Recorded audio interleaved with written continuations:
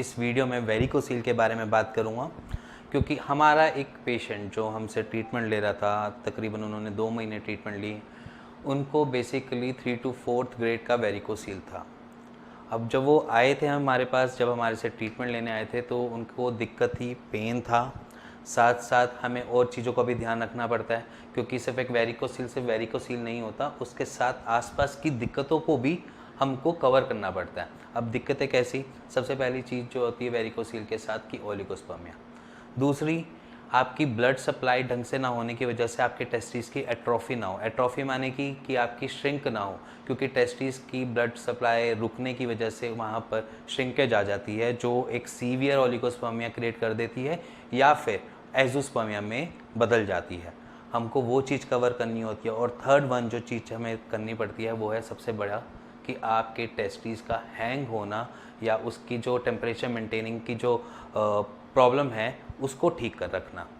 तो बेसिकली कुछ चीज़ें हम एक्सरसाइज में कवर करते हैं और कुछ चीज़ों को हम मेडिसिनल प्रॉपर्टी से ठीक करते हैं और कुछ चीज़ें आपकी डाइट, क्योंकि डाइट मैं अपनी हर वीडियो में बताता रहता हूँ कि आपका डाइट बहुत मैटर करता है किसी भी बीमारी को से बाहर निकलने के लिए, क्योंकि डाइट एक ऐसी इंपॉर्टेंट पार्ट होती है कि आपकी लाइफ में जो आप अंदर इनटेक कर रहे हो वो किस तरीके से आपके बॉडी को रिफ्लेक्ट कर रही है।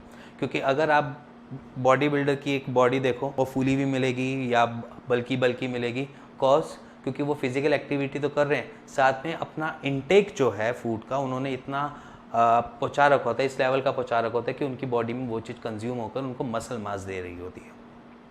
और वहीं पर अगर हम देखते हैं किसी एक फ्लैबी, फैट और ओबीस पेशेंट को, वहाँ पर हम देखते हैं कि उनकी फिजिकल एक्टिविटी ना के बराबर होती है और उनकी बॉडी पे जो रिफ्लेक्शन आती है एज इन उनके इनटेक फूड से, कि वो फ्लैबी हो जाते हैं, उनके पास मसल मास कम होता है, एज इन देखा जाए तो फैट मास ज़्यादा क्रिएट हो जाता है, क्योंकि वहाँ पर बहुत सारी चीज़ें अलग अलग तरीके से इन्वॉल्व होती हैं।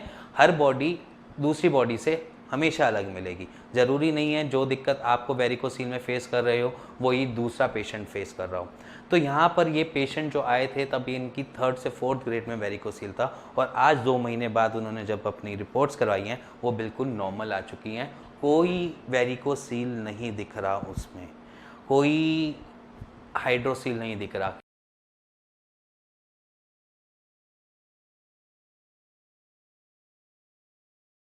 वेरिकोसील के पेशेंट में हम अक्सर देखते हैं कि हाइड्रोसील डेवलप हो जाता है, कोई रीज़न नहीं होता उसके पीछे, क्योंकि एपिडर्मल पे पूरी सप्लाई नहीं पहुंच पा रही होती है। एपिडाइमिस एक ऐसी जगह होती है, एक परत होती है टेस्टिस में जहां पर ब्लड सप्लाई जा रही होती है। बेसिकली आपका जो ब्लड फ्लो है वो एपिडाइमिस से जा रहा होता है, वहाँ पर पहुँच रहा होता है।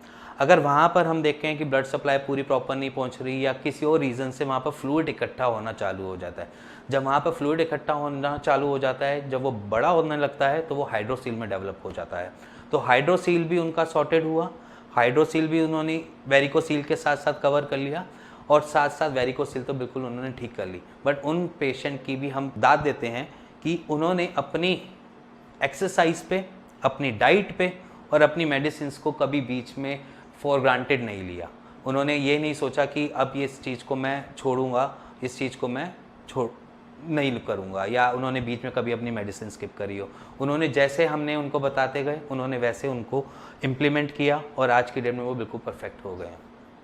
और इसके साथ साथ वो आर्मी के भी थे, उनमें उनकी ट्रेनिंग भी होती थी आर्मी के साथ साथ, तो उन्होंने उनसे भी अपने आप को थोड़ा थोड़ा बचाया। अब जैसे कि ट्रेनिंग में एक्सरसाइजेज होती हैं, वो अपनी एक्सरसाइज फॉर्म भी करते थे या परफॉर्म करते थे, अपनी मार्च परफॉर्म करनी होती थी, तो उन्होंने वो चीज़ भी साइड बाय साइड करी, बट उन्होंने कॉन्शियसली करी। उन्होंने क्या किया, उन्होंने सपोर्टर हमेशा कैरी करके रखा। उनको हमने जिस तरीके से बताया कि एक साइज़ अंडरवियर थोड़ा छोटा डाल लीजिए, उसकी वजह से उनके जो हैंगिंग वाली प्रॉब्लम थी, क्योंकि वेरिकोसील में टेस्टिस आपके हैंग होते ही होते हैं, तो वो हैंग की प्रॉब्लम भी धीरे धीरे सॉर्टेड हो गई, धीरे धीरे ठीक हो गई। जहाँ पर उनकी हैंगिंग प्रॉब्लम ठीक हुई, नसों को थोड़ा रेस्ट मिला, नसें थोड़ी सी ऊपर की तरफ आई, मेडिसिन ने अपना काम किया, बाकी एक्सरसाइज ने काम किया, डाइट ने काम किया और साथ साथ उसके वो चीज़ें ठीक हो गई। वेरिकोसील एक तरीके से ठीक हो गया उनका। तो अगर आपको वेरिकोसील है इस वक्त और आप ये सोचते हैं कि इसका सिर्फ और सिर्फ एक ही ऑप्शन है, सिर्फ सर्जरी, तो यहाँ पर मैं आपको एक चीज़ ध्यान दिलाऊंगा, क्योंकि सर्जरी सबकी परफेक्ट नहीं होती। अगर आप एलोपैथिक की तरफ जाते हैं या किसी सर्जन की तरफ जाते हैं, वो आपको हमेशा ये बताएगा कि आप सर्जरी करवा लो, बट ये रिकरिंग रहती है। रिकरिंग माने कि बार बार हो सकती है वेरिकोसिल। और इसके साथ साथ जो सबसे मेजर हम दिक्कत समझते हैं, सर्जरी के बाद ऑलमोस्ट जितने भी पेशेंट होते हैं उनका एक परमानेंटली ओलिगोस्पर्मिया क्रिएट हो जाता है। मतलब कि अगर आपने सर्जरी करवाई तो आप एक ओलिगोस्पर्मिया में ही हमेशा रहेंगे। उसके बाद हम कितनी भी मेडिसिन खिला लें या आप कोई भी फॉलिक या कोई भी ऐसे जिंक या कोई भी ऐसे सप्लीमेंट्स ले लें जिसकी वजह से आपके स्पर्म काउंट बढ़े, वो नहीं बढ़ पाते। वहाँ पर आपको दिक्कत आ जाती है। वहाँ पर स्पर्म इतनी क्वांटिटी में नहीं बन पाते, जिसकी वजह से आप हमेशा एक ओलिगोस्पर्मिया की कैटेगरी में रहते हैं। और अगर आप वेरिकोसील के पेशेंट हैं और कुछ भी जानना चाहते हैं वेरिकोसील के रिगार्डिंग कि किस तरीके से ठीक होता है, क्या वॉल है, किस तरीके से हम उसको मैनेज करते हैं, आप नीचे दिए हुए नंबर पर हमें कॉल कर सकते हैं और जान सकते हैं उसका एक राइट सॉल्यूशन। और अगर आपको ये वीडियो पसंद आई हो तो please like share bell icon दबा दीजिएगा। Thank you and thank you very much.